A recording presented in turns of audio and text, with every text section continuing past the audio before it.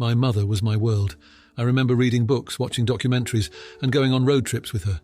She baked my sister and me cookies whenever we were sick. She and Dad would take us hiking every other week. I still miss her even now.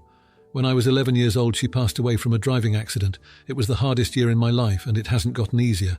2 years after she passed, my father started dating a woman named Nicole, and 4 years later, they're getting married. Nicole is younger than my father. After dating Nicole, I saw my father come back into his shell, but it turned into something else. Nicole brought adventure back into his life, but they often went on elaborate trips and frequent night outs. During all of this, I felt neglected. My father slowly stopped taking my sister and me on our weekly hikes. He started speaking less and less over calls, and he even once forgot my mother's birthday. After she came into our lives, I started losing my father. He just wasn't there anymore. One time, when my sister and I were home alone, she fell down the stairs and got a huge cut on her forehead. It was clear she needed stitches, so I called my father immediately. Nicole answered the phone, and I told her to give the phone to my father. She refused, saying he was busy, and before I could get another word in, she disconnected the call. I embarrassingly had to ask the neighbour to bring us to urgent care, where my dad later met us. This woman at one point removed my mother's picture from the fire mantle to put up a picture of her and my dad from their trip to Washington. The thing that tipped me over was when she made my father forget about my mother's birthday. Every year, my sister and I go with our father to visit my mother on her birthday. It was an annual tradition even before Nicole entered our lives. Nicole and my father went on a trip to Florida and were supposed to be back 3 days before my mother's birthday. But because this woman is motion sick, my father decided to break the drive back into small intervals to make it easier on her. Because of this, he ended up missing our annual trip. He didn't even call us. Not even a week later, my father has the nerve to tell us about an exciting surprise. Nicole is pregnant. I get angry and tell my father, "You need to knock her butt up when you can't even be here for us." I then look at Nicole and tell her she is a disgusting piece of trash and to get out of our lives. My father gets angry and yells at me to go up to my room. Later, my grandpa unexpectedly came over to pick me up. My father didn't text me anything. Even as I left, he wouldn't even look at me. It's been 2 days, and I'm still at my grandparents' home. I feel ashamed for saying what I said, yet I don't feel overwhelming regret. Am I the idiot? Edit. When I saw how deep the cut was, I immediately called my dad. He was staying over at Nicole's place at the time. When I called, Nicole picked up. She said, "Hello." I said, "Sister's name is bleeding. Can you pass the phone to Dad?" She said, "Dad's name is busy, I can't." And immediately afterwards, she disconnected the phone. I then left to go get my neighbour. Update. I've decided to contact my maternal grandfather tomorrow. I'll let you know how it goes. Update 2. I've called my maternal grandfather when everyone was still sleeping. It ended up being a 2-hour call. I basically mentioned to him everything I've said here and how I want to live with him if possible. He said that as much as he wants me to go get out from there, that he can't do much without my father's approval. I hinted at a legal approach, but he said he wouldn't be able to see us if it got that far. My grandfather also shared some new information regarding my dad. According to him, when I was 14 and my sister was 10, my dad dropped us off at my grandfather's farm since he and Nicole were flying out. A day after they returned, my grandfather dropped us back home. We were still sleeping in my grandfather's car when this ordeal happened. But when my grandfather knocked on the door, my dad answered the door drunk out of his mind. From what little he could see, my grandfather saw that the house was a mess. He told my dad that he would bring us back the following day once my dad was in his right mind. We left back to my grandfather's place. Then, my grandfather got a call from my dad the next morning, threatening him with the police if he didn't bring us back immediately. My grandfather mentioned that he would speak with my paternal grandparents to see if something can be done about our situation. Now, for a few comments before the update. Comment 1. Not the idiot. Nicole showed her colours when your sister was injured, and she wouldn't let you talk to your dad. And he has shown his colours too in many different ways. I hope your grandparents can continue to be there for you. You didn't say your age, but I hope you can be free of all this soon, i.e. be 18. You were harsh and rude, but I can't fault you given what you've shared.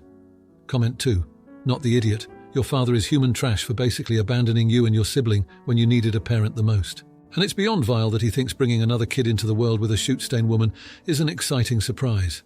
Absolutely awesome answer you gave those clowns. Now, for the update, things are finally starting to settle down. After the call with my grandfather, I was feeling pretty hopeless. But then something unexpected happened. My paternal grandparents came over to talk to me. They had a long conversation with my grandfather, and they decided to intervene. They sat down with my dad and Nicole and had a serious talk about everything that's been going on. My paternal grandparents told my dad that he's been neglecting his responsibilities as a parent. They reminded him of how much my mother meant to us and how her absence shouldn't mean we get less love from him. They also pointed out that Nicole's behaviour was unacceptable, especially when it came to emergencies like my sister's accident. It was a tough conversation, but it seemed like it finally got through to my dad. The next day, my dad came to my grandparents' house to talk to me. He apologised for missing my mother's birthday and for not being there when we needed him. He admitted that he got caught up in his relationship with Nicole and forgot what was truly important. He promised to make it up to us and to start being more present in our lives. It was the first time in a long time that I felt like he was actually listening to me. Nicole also came to apologise. She admitted that she had been selfish and that she didn't consider our feelings. She promised to try and be more understanding and to respect our need to remember our mother. I could tell that she was trying to make an effort, and while I'm still wary, I appreciated her apology. My sister and I had a long talk with our dad about everything. We told him how much we missed our hikes and spending time with him. He agreed to start taking us on hikes again, and we planned our first trip for next weekend. It felt like a step in the right direction. As for living with my grandfather, my dad said he would think about it. He wants us to try and work things out at home first, but he's not completely opposed to the idea. My grandfather agreed to give us some time to see if things improve at home. The biggest surprise came from my dad and Nicole's announcement. They decided to postpone their wedding. They realised that they needed to focus on our family first before making any big decisions. It was a relief to hear that they were taking our feelings into consideration. Today, my sister and I went back home. It's still a bit awkward, but there's a sense of hope that wasn't there before. My dad has been more attentive, and Nicole has been keeping her distance, giving us space. It's going to take time to adjust, but I'm cautiously optimistic. I know that things won't change overnight, but I'm glad that my grandparents stepped in and that my dad is finally starting to understand how his actions have been affecting us. It's not perfect, but it's a start. And for the first time in a long time, I feel like we might be able to heal as a family. Now for the comments. Comment 1. Oh honey, your dad's been acting like he's the lead in a bad rom-com, forgetting he's got actual kids to raise, not just a new love interest to serenade. Good on you for standing your ground. Sometimes life throws you a Nicole, and you've got to channel your inner action hero to get through it. Keep those family bonds tight and maybe toss a self-help book at your dad. He needs a plot twist in his parenting script. Comment 2. I'm really feeling for you. Losing a parent is tough, and seeing your dad check out like he's on a permanent vacation from fatherhood is rough. You did the right thing speaking up. It's not easy to be the voice of reason in a sea of adults acting like they're in a soap opera. Remember, it's okay to lean on your grandpa when times get tough. Family is about support, not just shared DNA. Keep your chin up. Now, for the next story. I have an 18-year-old son and a 16-year-old stepdaughter. They are civil with each other but have their own lives. It is just how our family is, especially since my husband and I got married when my son was 14 and his daughter was 12.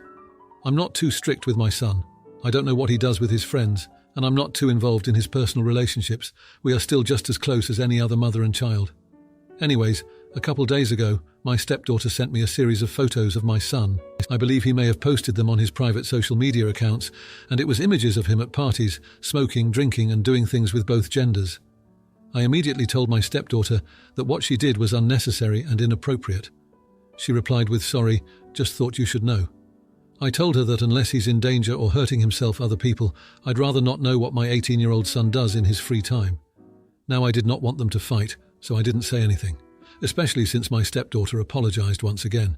But yesterday I was with my husband and he was showing me a video on his phone when his daughter started sending him a bunch of messages. He opened them in front of me, and it was the same exact pictures of my son that she sent me days before. But this time she said, "So I sent these to stepmom, but she thinks this is okay behavior. Do you agree?" My husband didn't really know how to react and told her that it really wasn't any of their business what he does, and she just sent a bunch of eye-roll emojis. My son came home a while later, and I decided to tell him that his stepsister was sending us pictures of him. He seemed confused and asked to see, so I showed him the messages. He was extremely embarrassed and upset and went to his room. I then heard him on the phone yelling at someone. My stepdaughter came home an hour later and started yelling at me for snitching on her. I told her that she was invading his privacy and he has the right to know. I gave her the benefit of the doubt the first time, but then she sent the pictures to her father.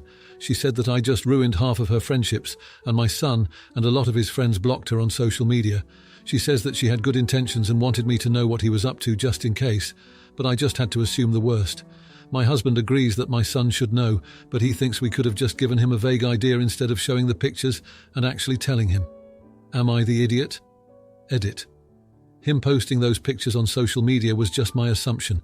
Some look very clearly posted by him on his private social media accounts, but some were blurry enough for me to question it. My son is too embarrassed to even look at me right now, so I cannot confirm. I'm trying and have reassured him, but he's locked himself in his room, so I'm giving him some time before trying again.